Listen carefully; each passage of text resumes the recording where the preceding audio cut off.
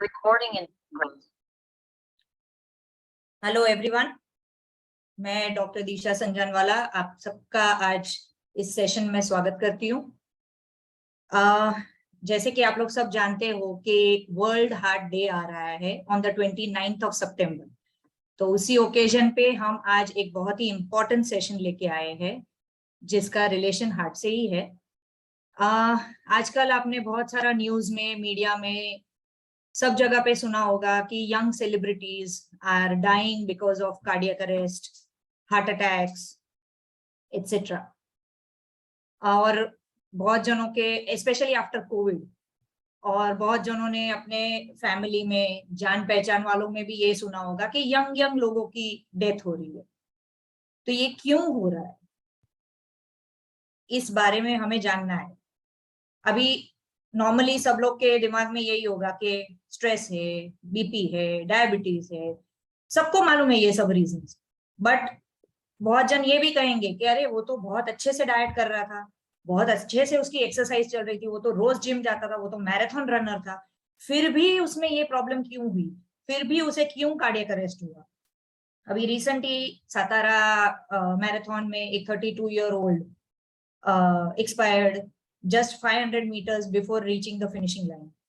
तो अगर ऐसा कुछ हो रहा है तो क्यों हो रहा है, तो ये सब की जानकारी देने के लिए हमारे साथ आज जुड़े हैं doctor Rajesh Badani, who is a senior consultant cardiologist and intensivist at Aditya Birla Hospital, Pune।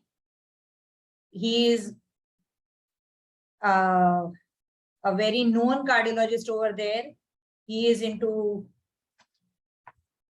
all these major operations and I would say ज्यादा हमें उन्हीं से पता चलेगा, बट ये सब चीजों के बारे में वो हमें बहुत ज्यादा डिटेल में बताएंगे। उनका खुद का क्लिनिक है by the name of Hriday cardiac centre and diagnostic centre in Pune, Pimple. अगर आपको कभी उनसे कंसल्ट करना है तो we will put up his brochure on the group as well as over here। And he has all types of facilities at his clinic like ECG, 2D echo, Holter monitoring, everything along with his cardiac consultation। So zyada time na barbaad karte hue, let's move on and I'll go and give it on to Dr. Rajesh Badani and he'll take over from here।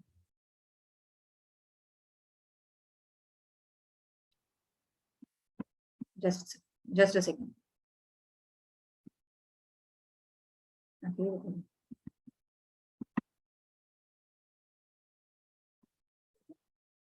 हाँ, एक minute, हम लोग क्या देखा तो मुझे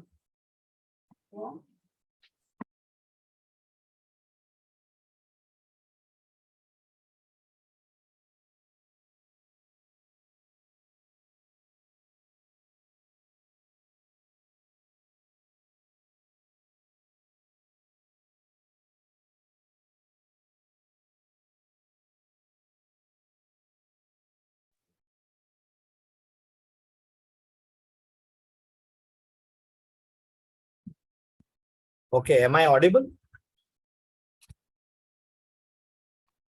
Okay, good morning all, and thank you Disha for the kind introduction। मैं थोड़ा सा I think हिंदी और इंग्लिश में I will try to communicate and before I start एक important चीज कि किसी को भी questions हो तो please write it in the chat box। हम जैसे ही हमारा talk complete हो we will try to discuss जितना हो सकेगा। So I think I will start telling कि sudden death in young Indians। पहले तो we need to understand what is the definition of sudden death। Sudden cardiac death is basically a condition that is within 1 hour of onset of chest discomfort, patient completely collapse हो जाता है और उसके pulse और blood pressure नहीं रहता है और मेडिकली उसे डेथ डिक्लेयर किया जाता है within 1 hour of the symptom onset। तो इसी को हम सडन कार्डियक डेथ। ये और हार्ट अटैक दोनों डिफरेंट चीजें हैं। हार्ट अटैक में पेशेंट को चेस्ट पेन होगा, छाती में दर्द होगा, अनईजीनेस, स्वेटिंग, जो भी हम फैक्टर्स बता रहे हैं ऐसा होगा, लेकिन पेशेंट होश में होगा और उसे पॉसिबिलिटी है कि वो अस्पताल में पहुंचे और ट्रीटमेंट ले सके। सडन कार्डियक डेथ और हार्ट अटैक में यही डिफरेंस है कि एक में पेशेंट नहीं जिंदा रहता और दूसरे में वो जिंदा रह सकता है। नाउ अगर हम स्टैटिस्टिक्स देखें, this is from the Bombay municipal corporation from January to June 2021 का डेटा। सो देखिए, हार्ट अटैक से डेथ होने वाले 2018 में 8,600, 5,800, 5,600। You remember this was a COVID era which was there. और ये 2021 देखिए 17,880। जब ये ऑब्वियसली कोविड तभी भी था, but look at the number going high. और cancer, kidney failure, covid, tuberculosis, head injury, सब नंबर्स कहीं पे भी इनसे कंपेयर नहीं होते। नाउ ये और एक इंपॉर्टेंट डेटा है, study of coronary artery disease among young Indian youth. इसका डेफिनेशन होता है कि जिनका एज मेल्स जो बिलो 55 ईयर्स के है और फीमेल्स जो बिलो 65 ईयर्स की है, 90% मेल्स थे, 60% स्मोकर थे। सबसे बड़ा डिफरेंस देखिए यहाँ पे, 14% को 14% को बीपी था, बट सिर्फ 8% को डायबिटीज था। और 65% लोगों को एब्डोमिनल ओबेसिटी, जिसको हिंदी में मोटापा या पेट छूटना जिसको हम बोलते हैं एब्डोमिनल ओबेसिटी, और 65% लोगों को लो एचडीएल माने अच्छा कोलेस्ट्रॉल, मेल्स में बिलो 40 और फीमेल्स में बिलो 50 रहता है। और 32% को ट्राइग्लिसराइड लेवल बढ़ा हुआ था, माने 30%। तो ये जो क्या बता रहा है कि 20%, 25% जो हार्ट अटैक होते हैं वो 40 साल के पहले होते हैं, और 50% हार्ट अटैक होते हैं बिफोर 55 ईयर्स। तो सबसे इंपॉर्टेंट एज पीरियड अगर आप बोले तो इट इज 30 to 60 ईयर्स के बीच में majority young Indians, particularly males को हार्ट अटैक आता है। और कन्वेंशनल रिस्क फैक्टर जैसे स्मोकिंग, लो एचडीएल और एब्डोमिनल ओबेसिटी, ये सबसे ज्यादा है, 65, 65 और 60%। और एक रिकॉर्ड बता रहा है हेल्थ का कि 26% ये annual death in India due to non communicable, माने इन्फेक्शन के न होते हुए भी 26% लोग हार्ट की बीमारी से डेथ होता है, माने 1/4 ऑफ द डेथ जो होते हैं। और ये प्रिवेंटेबल डेथ है, माइंड यू, इसे हम अवॉइड या डिले कर सकते हैं। डायबिटीज 2%, इन दोनों को मिला के 28% which is a very large number in our country. अभी दो चीजें जो दिशा ने हमें बताया कि यंग पीपल जो डेथ हो जाती है जल्दी, फिटनेस और हेल्दी हम बोलते हैं ना, मैं फिट हूं, लेकिन ये दोनों वर्ड्स सिनोनिमस नहीं है, सेम नहीं है। फिटनेस का मीनिंग होता है stamina, capacity, competence, ability, vigour, और जिसका मीनिंग इंग्लिश में होता है fitness involves activity of some sort that stimulates various systems of the body. और हेल्थ का मतलब होता है इन्वेस्टिगेशंस नॉर्मल होना चाहिए, इवैल्यूएटेड बाय मेडिकल प्रोफेशनल होना चाहिए, और आपकी काउंसलिंग उनके द्वारा की जानी चाहिए। और हेल्थ का मीनिंग रहता है it involves every system on the body and is only achieved through a lifestyle that supports health. और ये लाइफस्टाइल कंसिस्टेंट भी होनी चाहिए और करंट भी होनी चाहिए। मैं 5 साल पहले 10 किलोमीटर चलता था, 3 साल से मैंने टोटली बंद कर दिया है, तो डेफिनेटली उसे हम कंसिस्टेंट नहीं मानेंगे। तो ये दो डिफरेंस हमें जानना बहुत जरूरी है कि हम बोलते हैं वो बंदा बहुत फिट था, लेकिन क्या वो हेल्दी था? क्या उसके कोलेस्ट्रॉल रिपोर्ट्स ठीक थे? हम एलडीएल कोलेस्ट्रॉल को ही देखते हैं, हम एचडीएल को नहीं देखते, ट्राइग्लिसराइड्स को नहीं देखते। और इंडियन कोलेस्ट्रॉल का ये डिफरेंस होता है कि लोगों को ट्राइग्लिसराइड ज्यादा रहता है, एचडीएल कम रहता है। तो अगर आप उनका रेशियो लेंगे, हाई टीजी अपॉन एचडीएल का रेशियो, डिनोमिनेटर कम है, न्यूमरेटर ज्यादा है, तो रेशियो बढ़ जाता है। और यही ब्लड क्लॉट टेंडेंसी, और ये किन में होता है? जिनका पेट का फैट बढ़ा हुआ रहता है, जिसको हम एब्डोमिनल ओबेसिटी बोलते हैं।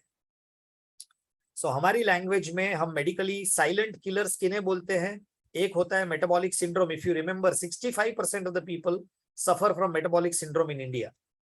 डिसलिपिडेमिया, कोलेस्ट्रॉल एबनॉर्मेलिटी, ऑलमोस्ट 70 से 80% लोगों को कोलेस्ट्रॉल एबनॉर्मेलिटी होती है इंडिया में।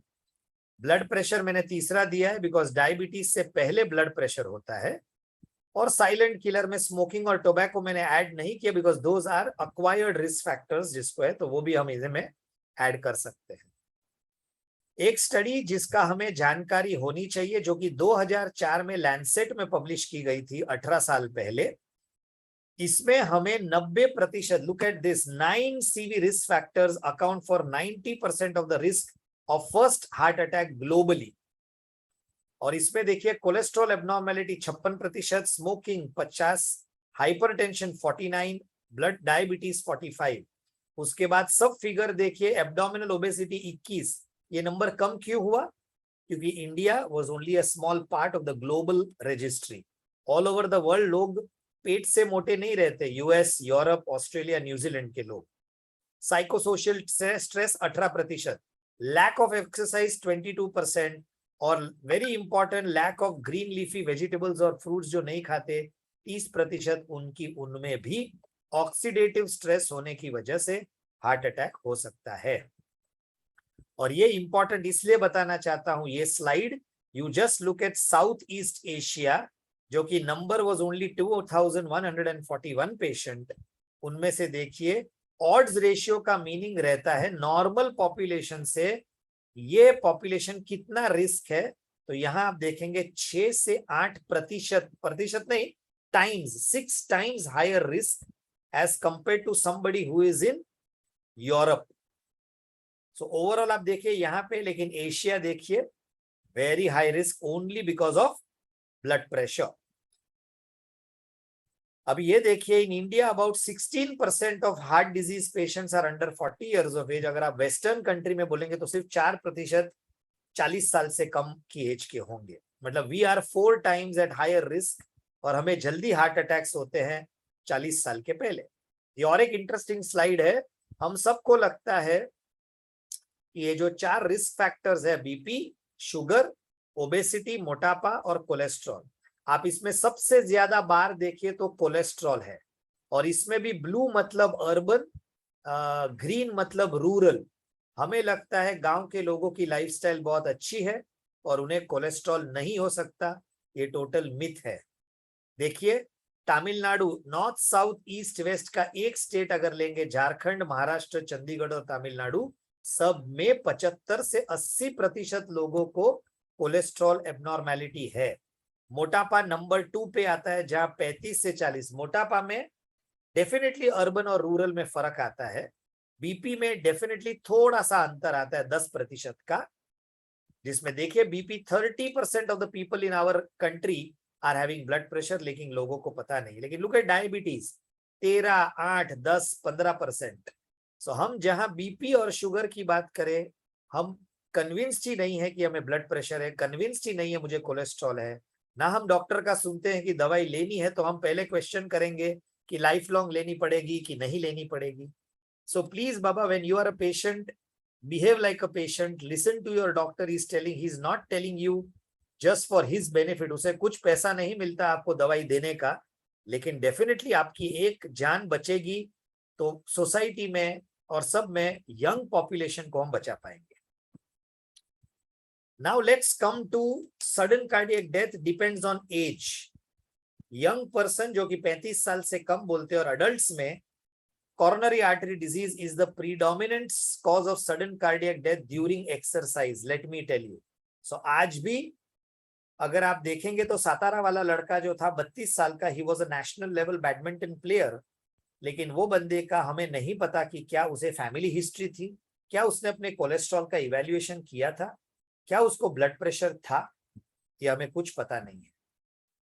और sudden cardiac death during exercise हमें लगता है कि बहुत अनकॉमन है, उसका भी मैं स्टैटिस्टिक्स बताऊंगा, लेकिन हमें उसे नजरअंदाज नहीं करना है। 1000 लोगों में एक 32 साल वाला अगर डेथ हो जाती है तो हमें उस चीज को बहुत सीरियसली लेना चाहिए। Lifestyle choices, increase stress, lack of sleep, nutritious food and exercise are the primary cause of rise of heart attack in younger people.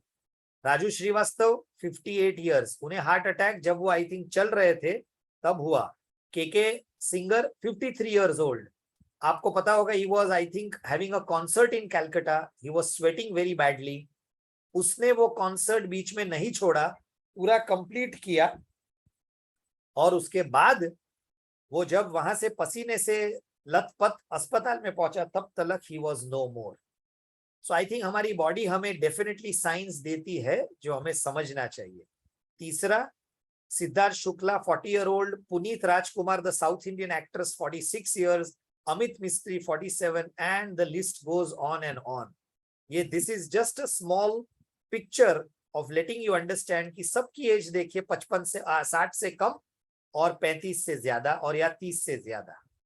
तो हमें समझना चाहिए these are the bread earners of the family, उनके लिए उनका health बहुत जरूरी है। जैसे हम हमारा इनकम टैक्स भरते हैं हर मार्च एंड या जून एंड के पहले, बट हम हमारे हार्ट के लिए वी आर वेरी केयरलेस। कितने लोग हैं जो अपना एनुअल स्टडी टेस्ट करवाते हैं लेकिन किसी भी स्पेशलिस्ट से दिखाते नहीं है। सो आपके जनरल प्रैक्टिशनर्स या तो आपके एमडी फिजिशियन शायद हो सकता है उन्हें उतना सीरियस अंदाजा न हो, तो प्लीज रिकमेंडेशन है कि आप ये सब चीजें अपने स्पेशलिस्ट डॉक्टर को बताइए। और ये दूसरी चीज है कि इंडिया में लास्ट 20 सालों में हार्ट अटैक का रेट डबल हो गया है एंड मोर यंग पीपल ये हो रहा है। क्यों?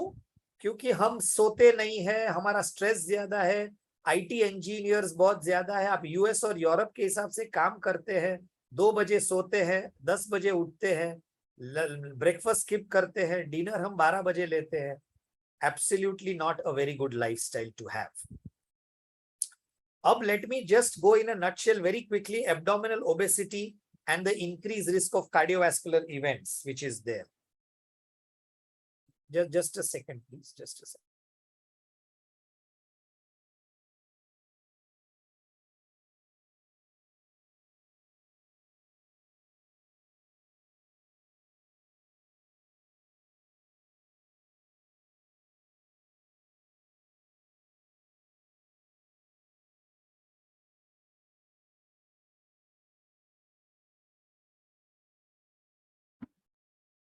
Please unmute. It is on mute.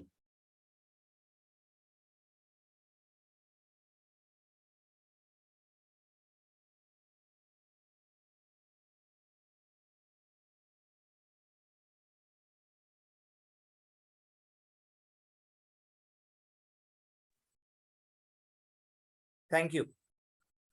So I think abdominal obesity and increased risk of cardiovascular, ये just आपकी जानकारी के लिए है कि cardiovascular death अगर हम वेस्ट सर्कमफरेंस आप अपना लेंगे और ब्लू में है मेल्स में मोर देन 103 एंड विमेन में 98, तो 1.25 गुना या 1.5 गुना चांस है कि मेरे को हार्ट का रिस्क हो सकता है। अब ये देखिए सडन कार्डियक डेथ अगर आप देखेंगे और नीचे आप देखिए बीएमआई 23 से 24, 26, 28 और 28 से ज्यादा, मेरा सडन कार्डियक डेथ का रिस्क 3 गुना नॉर्मल आदमी के बराबर बढ़ सकता है। इसका मतलब है कि जस्ट मोटापा से भी मैं अचानक जान मेरी जा सकती है। This is a very important message. Type 2 diabetes definitely हमें पता है कि मैं जितना मोटा रहूंगा उतना मेरे को शुगर होने के चांसेस बढ़ जाते हैं। और अभी कोरोनरी आर्टरी डिजीज, ये देखिए जो बंदा टोटली थिन है उससे अगर जो मोटा है 2.5 गुना चांस उसका हो जाता है, उसको हार्ट अटैक या तो ब्लॉकेजेस होने के चांसेस। ये क्यों होता है? क्योंकि हमारा जो एब्डोमिनल फैट है उसमें ब्लड क्लॉटिंग टेंडेंसी बढ़ जाती है, क्योंकि उसका जो फैट है वो मेरे फेस के या पीठ के या बटक्स के फैट से ज्यादा डेंजरस रहता है। ये देखिए अगर आप जानकारी ले उसी में, तो एबनॉर्मल लिपिड्स 49% के बाद abdominal obesity predicts the risk of cardiovascular disease beyond body mass index. मतलब इंडिया में आपका वेस्ट जितना बड़ा उतना हार्ट अटैक होने के चांसेस ज्यादा। तो मुझे अगर बीपी भी नहीं है, कोलेस्ट्रॉल भी नहीं है, डायबिटीज भी नहीं है, लेकिन मैं मोटा हूं, तो मेरे को हार्ट अटैक के रिस्क बढ़ जाएंगे। दूसरा एक एंटिटी रहता है थिन फैट इंडियन। अगर आप इंडियन जो पतला आदमी है उसका फैट एस्टिमेशन करेंगे तो हमारा 12 से 13% होगा, वेरेज यूरोपियन का फैट होगा 8%। सो जो हमें रिलेटिवली पतला लगता है वो सच में पतला नहीं होना इज ऑल्सो रिस्क।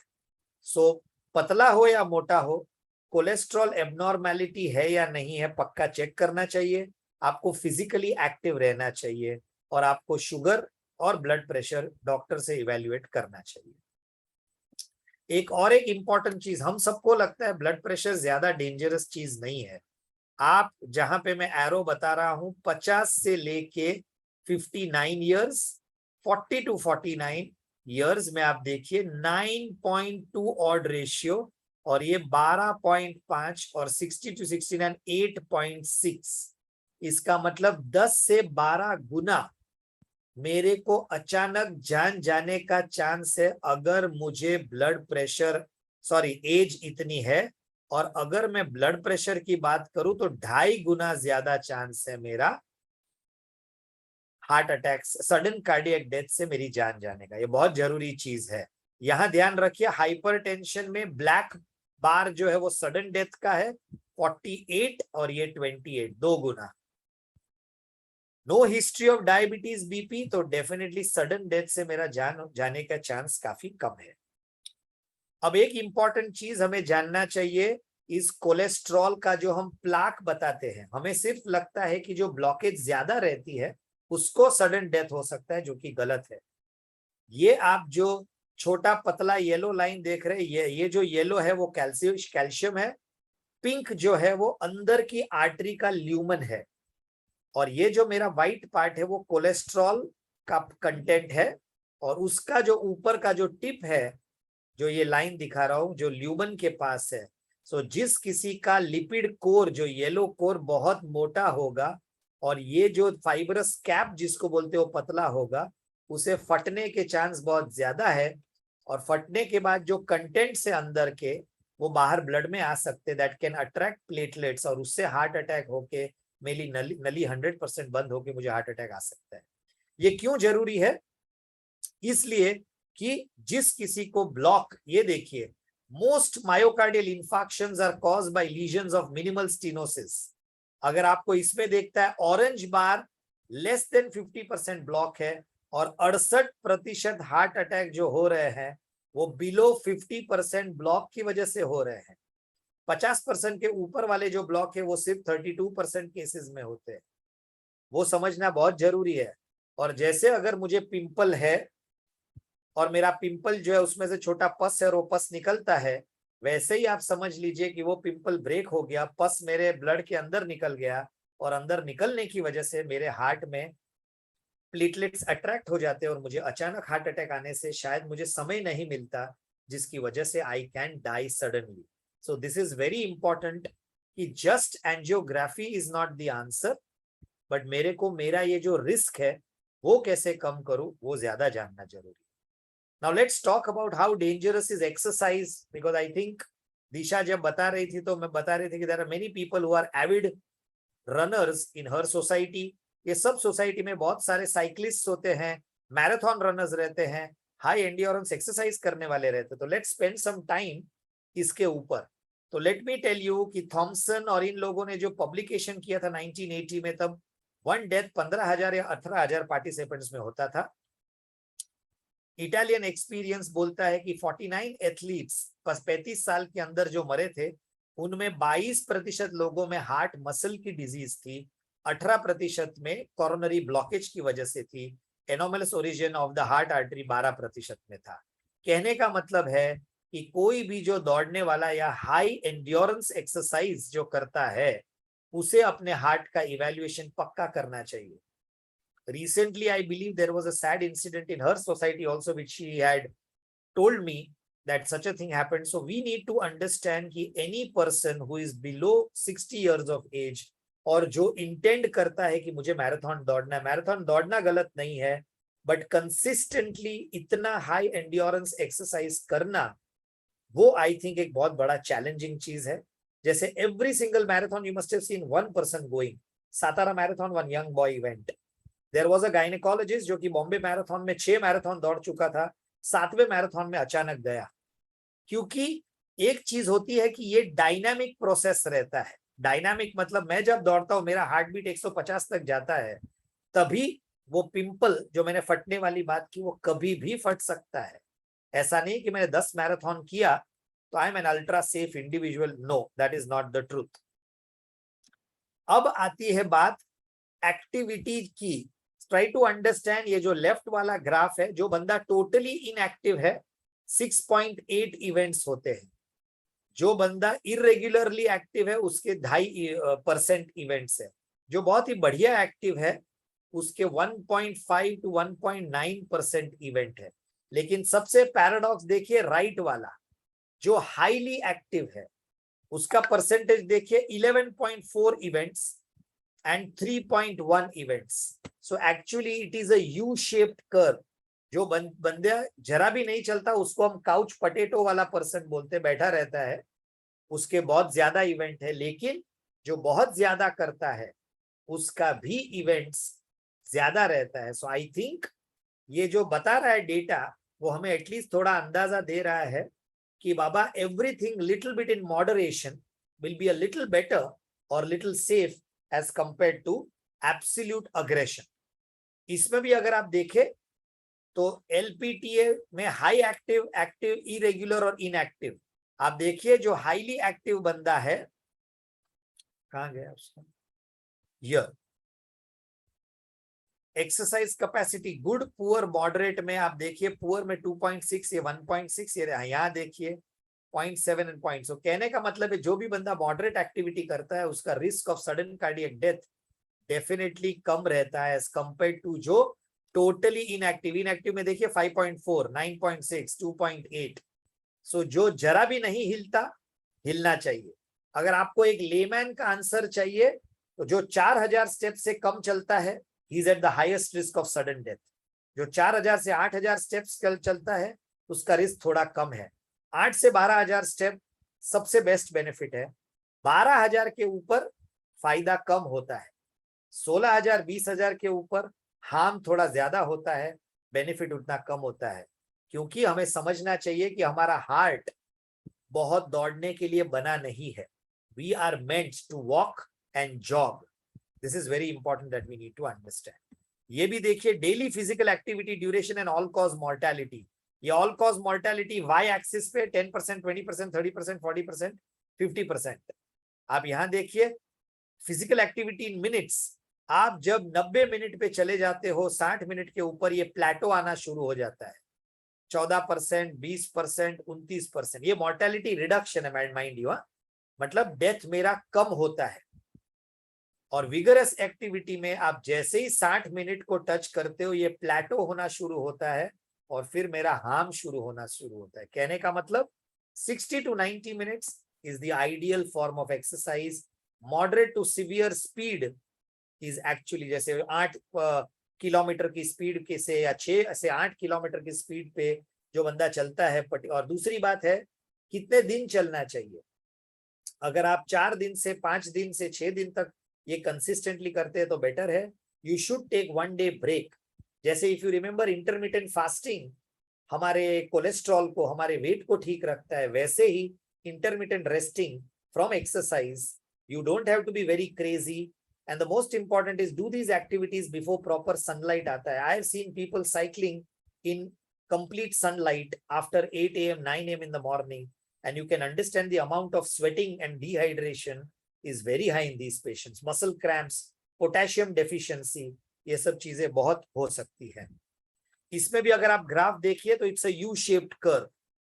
जो बनता running time minutes per week, अगर आप जैसे more than 270 minutes per week आ जाते हो बेनिफिट 0 पे आ जाता है. 270 मिनट्स का मतलब होता है 6 4 24, 4-5 घंटे से ज्यादा जो बंदा हफ्ते का चलता है उसको बेनिफिट चला जाता है. सबसे बेस्ट बेनिफिट है बंदा जो 80 से लेके 150 मिनट चलता है. That is the reason American College of Cardiology बोलता है 40 मिनट्स ऑफ ब्रिस्क और moderately brisk exercise for most of the days of the week, at least 4 to 5 days of the week. देखिए उसमें भी लिखा है running distance in miles per week. जो 31 mile से ज्यादा चलता है उसका बेनिफिट धीरे धीरे कम होना शुरू होता है. जो सो this is what it is. Running time, running distance, ये सब चीजें मैटर करते हैं. Hypertension I have already discuss, so I will not. Now this is also very important. बहुत लोग बोलते हैं मुझे कौन सी तरह की एक्सरसाइज करनी चाहिए, कौन सी टाइप ऑफ एक्सरसाइज, स्विमिंग करूं, गेम खेलूं, क्रिकेट, टेनिस, बैडमिंटन, जिम करूंगा, एरोबिक एक्सरसाइज करूंगा, योगा करूंगा, हाई इंटेंसिटी इंटरवल ट्रेनिंग करूं, बहुत सारी चीजें हैं। सो इसमें ऐसा बोला गया है कि running, cycling, swimming, cross country skiing and walking 6 साल बढ़ाएगा as compare to couch potatoes. जो team sports like basketball, ice, hockey, soccer करता है वो 4 साल ज्यादा बेनिफिट मिलता है। लेकिन स्पोर्ट्स एक्टिव पीपल जो पावर एक्टिव एक्टिविटीज करते हैं, जो वेट लिफ्टिंग है, स्प्रिंटिंग है, फील्ड इवेंट है, उसमें सिर्फ 2 साल का बेनिफिट है। ये क्यों है? Why is this? There was a very wonderful study which was done in US and Europe, जो उन्होंने बोला था कि आप जब टीम एक्टिविटी खेलते हो like tennis, badminton, any other sports, so definitely वहां पे इमोशनल बॉन्डिंग होता है। इमोशनल बॉन्डिंग की वजह से आपका हार्ट रेट कंट्रोल में रहता है। इंडिविजुअल एक्सरसाइजेस में आपका सिर्फ वेट्स जब आप उठाते हो तो it's an individual form of exercise, वहां पे आपका बॉन्डिंग, एड्रेनर्जिक ड्राइव कम नहीं होती, उल्टा एड्रेनालिन बढ़ता है आपका। So increase in longevity, there was one publication in April 21, calisthenics जो जिम वर्क करता है एक्स्ट्रा, जॉगिंग जो करता है 3.2, स्विमिंग 3.4, साइकिलिंग 3.7, सॉकर, बैडमिंटन, और सबसे ज्यादा लॉन्जेविटी दिखी गई थी टेनिस प्लेयर्स में, विच is very very important.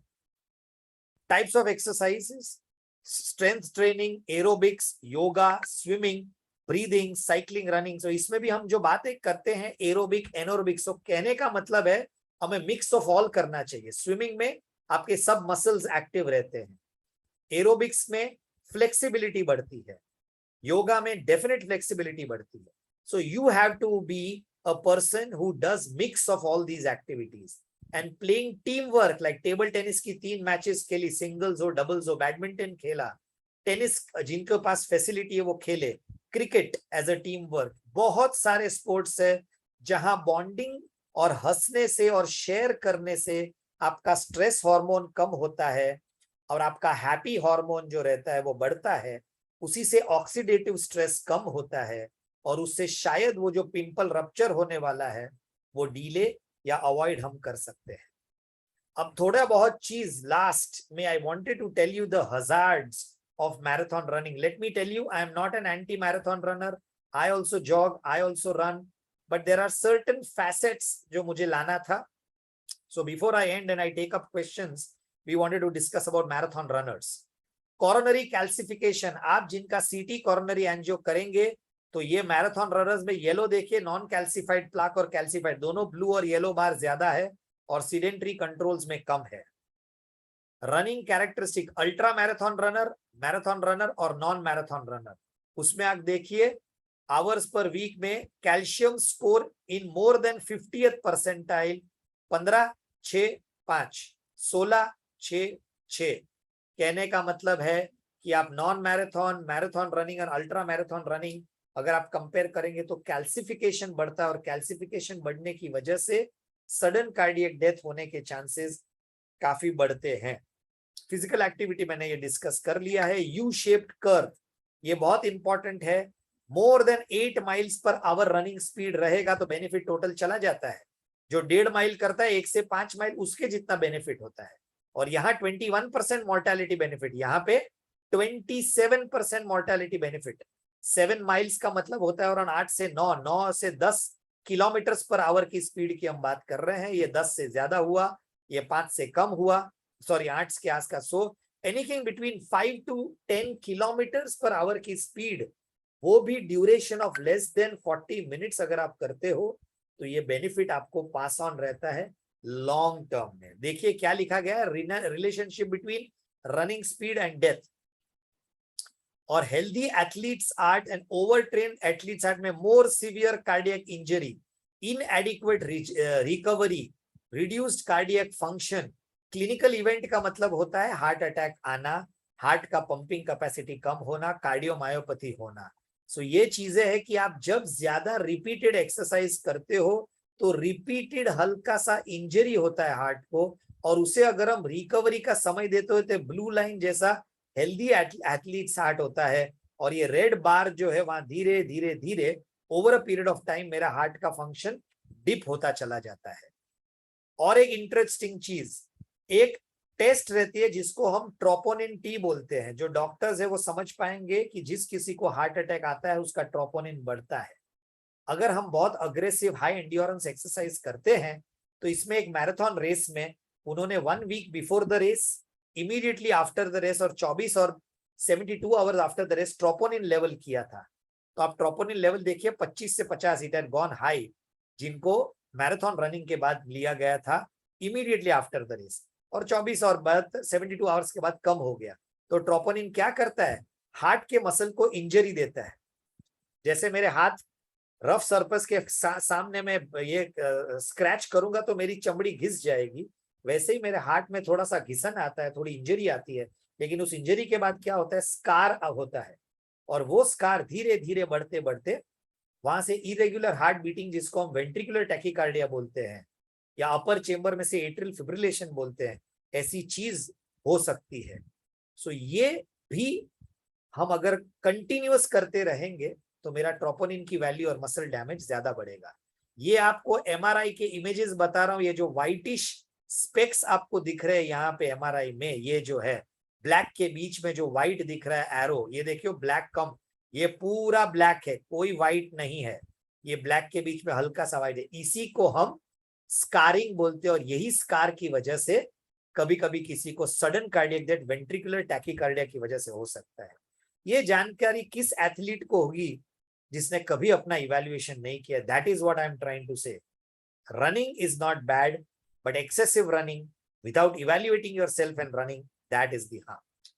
So in short ये एथलीट्स कार्डियोमायोपैथी होता है जो लोग ज्यादा रन करते हैं, 15 माइल से ज्यादा, 20-20, 22-22 किलोमीटर से ज्यादा, साइकिलिंग जो 50 से ज्यादा किलोमीटर करता है। Let me tell you, high intensity interval training और मैराथन रनिंग और इसमें फर्क है। हाई इंटेंसिटी में मैं क्या करता हूं, 2 मिनट दौड़ता हूं 10 किलोमीटर पे, 2 मिनट फिर से 5 किलोमीटर पे, फिर से 10, फिर से 5। उसमें क्या करता हूं, मैं मेरे हार्ट रेट को बहुत बढ़ाता हूं, फिर उसे थोड़ा सा कूल डाउन करता हूं, फिर से उसे बढ़ाता हूं। मेरा इसका मतलब क्या है कि मेरे हार्ट को हल्का सा रिकवर होने के में थोड़े चांसेस देता हूं।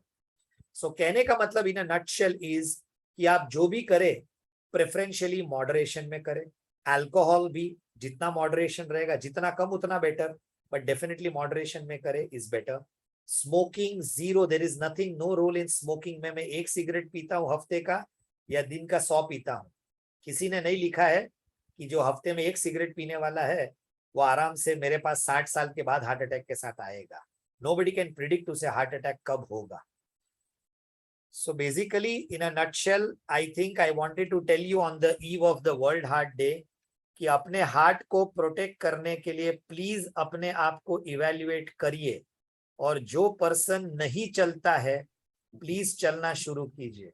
मेरी खुद की फैमिली में मेरे 4 फैमिली मेंबर्स के जो सडन डेथ हुए हैं वो उसी की वजह से था कि मोटापा था और मेरी फिजिकल एक्टिविटी 4000 से कम थी। So I think please become physically active, and I think we already have another 20 minutes. Thank you very much for a patient hearing. And if any questions are there, Disha can look into the chat box and I think hum discuss kar sakte. Thank you very much. Thank you, Dr. Rajesh. It was wonderful hearing you out.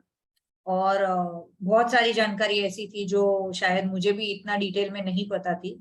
And after hearing it out, I also came to know a lot of things which are really needed, especially for people who are marathon runners and who do their vigorous exercises and always have a query ke fir kyun hua. So any and every question that comes in, I will put it up to you. I hope people can put up their questions in the chat right away so that I can take it up. By till that time, Dr. Rajesh, can you tell us what type of diet or what are the regular tests or annual tests that we should be doing? Yeah, okay. So first of all, diet I probably did not discuss because मैंने सोचा आपके आप सब dietitian से मिलते हैं और I tried to talk on that. But diet में the most important part is oil intake. Every individual should have less than 750 ml of oil per month. So अगर आपके family of 2 people, it should be less than 1.5 liters. If you are 3, you can calculate it accordingly. And let me tell you, in Indian setting, the amount of oil intake is very, very high in all Indians across all castes and creed. Coming to the different types of oils, every person, every family or every culture has a different kind of oil. Let's say North Indians as well as the Bengalis probably use more of mustard oil. South Indians use more of coconut oil. Maharashtrians use more of groundnut oil, and rest forth. So I think any kind of oil that you use, lesser is better. Jitna kam le utna better hai. And please get your, coming to the annual evaluation की जब बात आती है तो आप please अपना cholesterol, जिसको हम लिपिड प्रोफाइल बोलते हैं, HbA1c, आपका ब्लड प्रेशर, आपका वेस्ट बाय हिप रेशियो और आपके 2D एको और स्ट्रेस टेस्ट, ये डेफिनेटली आपको एनुअल बेसिस पे करना चाहिए। 2D एको में हार्ट का पंपिंग और मेरे हार्ट का कोई भी एबनॉर्मेलिटी है वो दिख जाएगी। स्ट्रेस टेस्ट में मुझे ECG चेंजेस पता चलते हैं, जिनको अगर ब्लॉकेजेस हो तो थोड़ा अंदाजा उस पे आ सकता है। And we advise no smoking and obviously no alcohol when we really talk about it. So I think these are important factors. At the same time एक बहुत इंपॉर्टेंट एंटिटी है जिसको हम ऑब्स्ट्रक्टिव स्लीप एपनिया बोलते हैं, वो हमें history पूछना चाहिए कि people who are snoring, half of them may be suffering from obstructive sleep apnea, और वो एक यंग हाइपरटेंशन होने के कारण हो सकता है। सो इन सब चीजों को ध्यान रखते हुए एक एनुअल चेकअप हमें करना चाहिए। This is what is that we need to do. Cold pressed oil or processed oil is good? Is there a difference? So I think definitely the cold pressed oils or all these new varieties of oil, they try to reduce the saturated fat content. But कहने का मतलब वही है कि आप जितना quantity में कम use करेंगे, आप भले मस्टर्ड यूज करो, भले ग्राउंडनट करो या कोकोनट करो, कम यूज करेंगे बेटर है। और एक टेक्निक और स्ट्रेटेजी होता है कि आप थोड़े से डिफरेंट ऑयल्स यूज करें जिससे आपको सबके बेनिफिट मिल पाए। और एक इंपॉर्टेंट मैसेज है कि अगर आप घी की बात करें तो ghee also is a part of fat. So ऐसा नहीं है कि मैं अनलिमिटेड घी खाना चाहिए, it should be under control, which is very important. And from Maharashtrian point of view, जो कोकोनट चटनी, शेंगदाना चटनी जो हम यूज करते हैं, या तो coconut that people put it in the dal in a larger quantity definitely has got a very high cholesterol content. So हमें लगता है कि वेजिटेरियन डाइट नॉन वेजिटेरियन से कम है, लेकिन vegetarian oil intake is very, very high. So that also should be taken care of. What is the ideal level of LDL is to HDL ratio? And also wanted to understand if the sudden attack you explained can be saved with a CPR at that time. Yeah, so good points. First, let's talk about lipids में उतना ध्यान रखना चाहिए कि LDL ideally सबका 100 से कम होना चाहिए, जिसको डायबिटीज है वो 70 से कम होना चाहिए, जिसकी एंजियोप्लास्टी हुई है उसका 55 से कम होना चाहिए। These 3 values आप ब्लाइंडली रखिए। 100 के ऊपर कोई भी LDL ठीक नहीं है, और आपका LDL अगर 130 से ज्यादा 6 महीना साल भर की लाइफस्टाइल के बाद रहे तो आपको उसे मेडिकल ट्रीटमेंट जैसे स्टैटिन्स बोलते हैं वो लेना चाहिए, जो आपको प्रोटेक्ट करेगा। नेक्स्ट क्वेश्चन इज, अगर मुझे सडन कार्डियक डेथ होता है तो मुझे क्या करना चाहिए? इज आई थिंक CPR, जिसको हम कार्डियो पल्मोनरी रिससिटेशन बोलते हैं, जिसको हमें हार्ट को प्रेस करना चाहिए विथ बोथ माय आर्म्स, और वो मुझे चेस्ट पे प्रेशर दे के हार्ट को रिवाइव करने की कोशिश करनी चाहिए। Let me tell you, layman's भी ये कर सकते हैं, और आपको उस चीज की ट्रेनिंग अगर आप करो और आपके आजू बाजू में कभी ऐसी चीज, ऐसे पेशेंट आए और अगर आप ये करें तो देयर इज अ पॉसिबिलिटी कि 10% चांस है या 15% चांस है कि मेरा वो पेशेंट रह सकता है, लेकिन उसके लिए प्रॉपर ट्रेनिंग करवाना जरूरी है। So I think we can plan some time later कि किस तरह से करना चाहिए, कितनी देर तक करना चाहिए और कितना प्रेशर देके करना चाहिए। सब अपने एक CPR का एक स्पेसिफिक टेक्निक रहती है। What about HbA1c and what is it exactly and why it should be done? Yeah, HbA1c is definitely the HbA1c is basically for the diabetes diagnosis. It's a 3-month average, और जिस किसी को आप HbA1c 5.7 से कम होना चाहिए, 5.7 to 6.2 is somebody who is in pre-diabetic range, और 6.25 के ऊपर 6.3 और 6.4 के ऊपर के पर्सन को हम डायबिटिक बोलते हैं। सो जिस किसी का HbA1c 6.5 के ऊपर है और लाइफस्टाइल मॉडिफिकेशन किया है और नहीं हुआ है तो please anti diabetic treatment start करनी चाहिए। सो HbA1c हमें बहुत अच्छे से बताता है कि एक्सरसाइज और डाइट से मेरा HbA1c कम हो रहा है कि नहीं, और वेट रिडक्शन और एक्सरसाइज से HbA1c डेफिनेटली कम होता है। हम अपने डाइट में HDL कैसे बढ़ा सकते हैं? HDL बढ़ाने के लिए by God has only given one activity जिसको हम एक्सरसाइज बोलते हैं। Any form of physical activity, चलना, दौड़ना, jogging, any exercise physical activity आप करो तो HDL डेफिनेटली बढ़ता है। 20% of the people genetically resistant रहते हैं, तो अच्छी एक्सरसाइज करने के बावजूद HDL नहीं बढ़ता। उसमें आप omega-6 और omega-3 to 6 फैटी एसिड्स का जो रेशियो है वो बढ़ा सकते हैं, जो इनडायरेक्टली HDL को बेनिफिट देता है। तो इसीलिए नट्स लेना, वॉलनट और बादाम, ये दोनों चीजें। एंड तीसरी चीज रहती है फ्लैक्स सीड्स, जवस जो मराठी में बोलते हैं।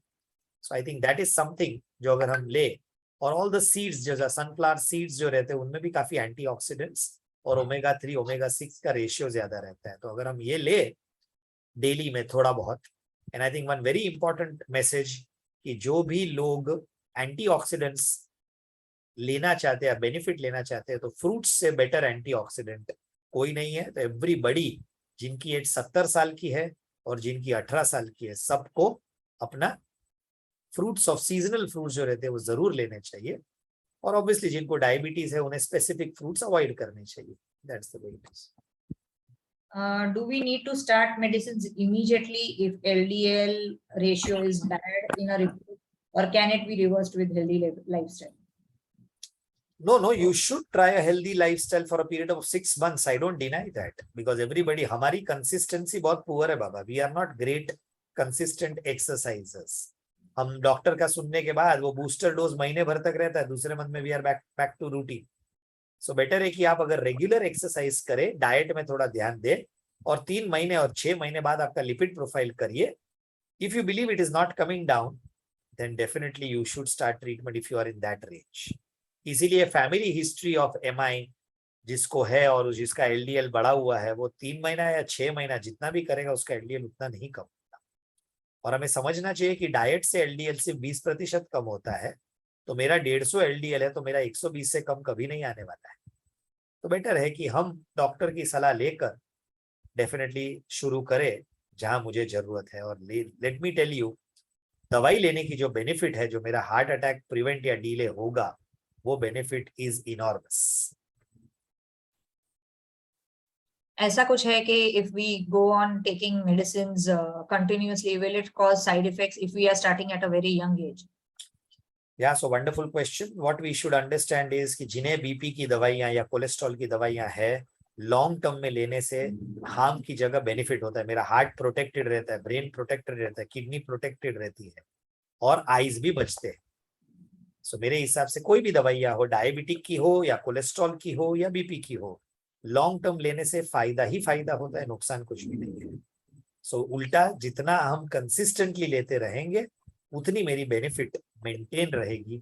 और जितनी अर्ली एज में अगर मुझे दवाई लेनी पड़े और मैं लेता हूं, तो लॉन्ग फ्यूचर में मेरे 20 साल प्रोटेक्टेड रहते हैं rather than harm.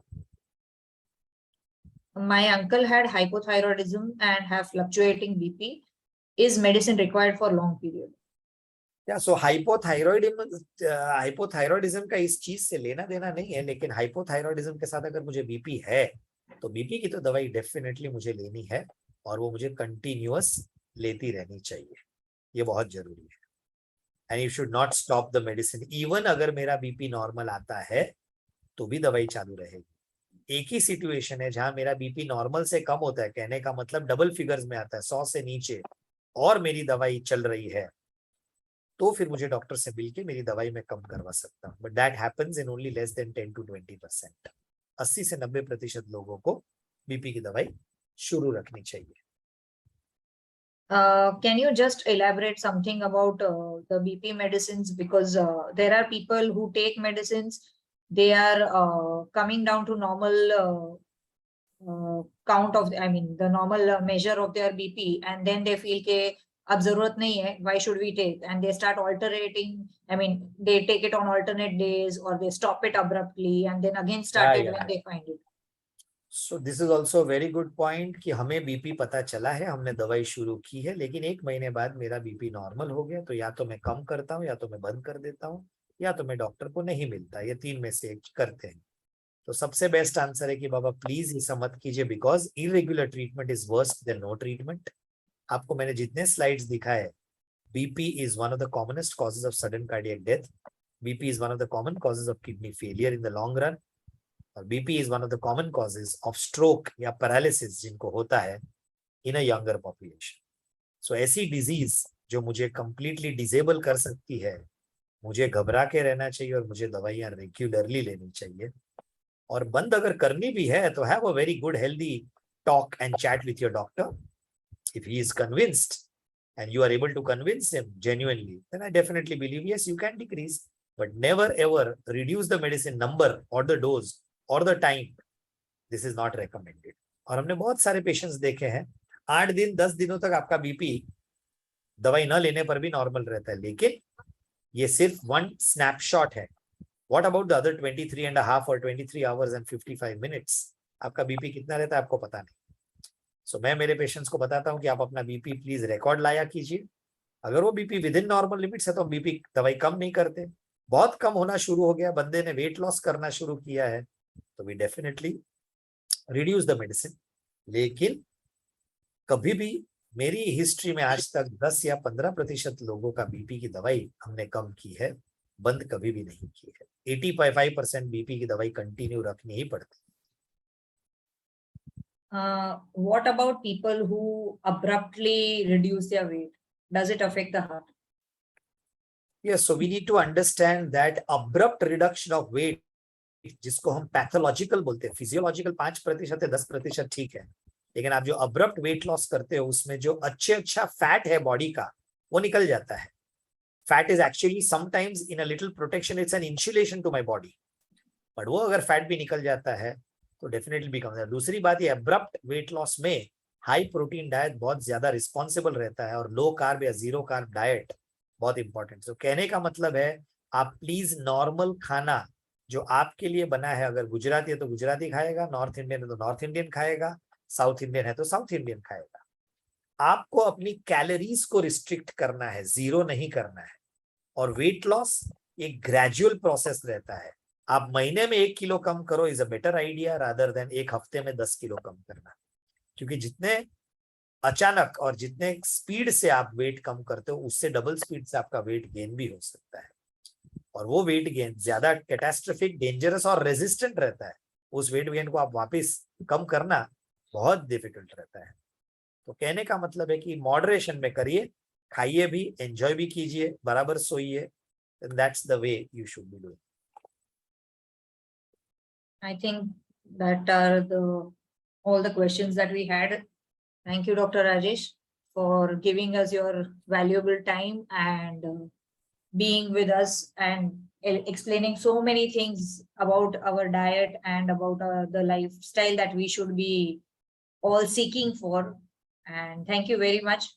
I have one more, just a second.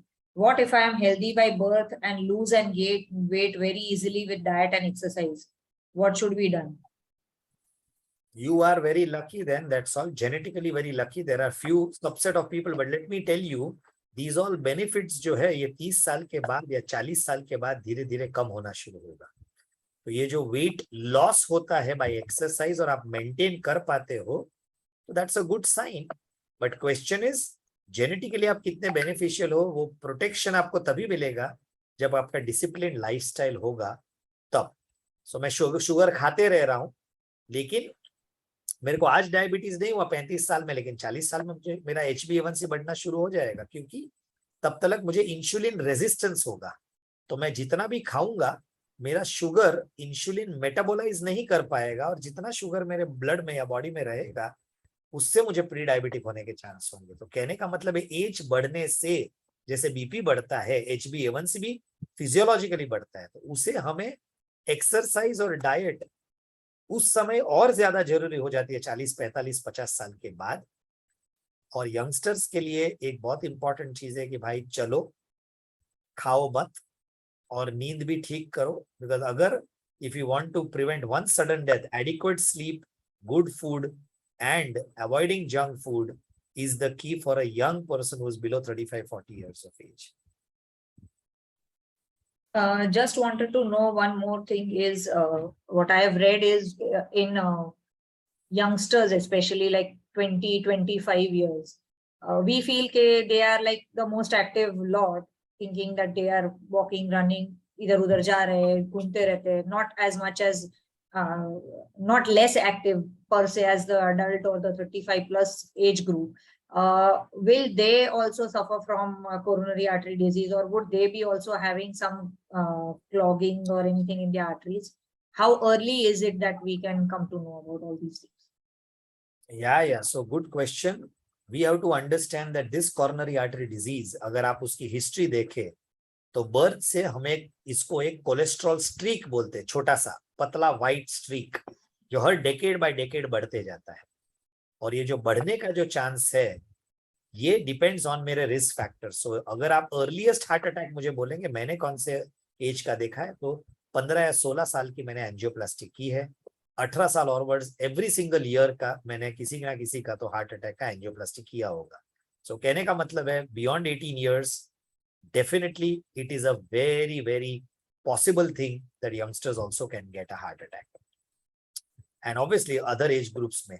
अब इसे कम करने के लिए अगर मैं फिजिकली एक्टिव लेकिन मेरा डाइट ठीक है क्या मेरी नींद बराबर है क्या, और या मेरे रिपोर्ट्स, हमें लगता है 18 साल का लड़का है हमें उसका कोलेस्ट्रॉल क्यों करवाना चाहिए, विच इज रॉन्ग।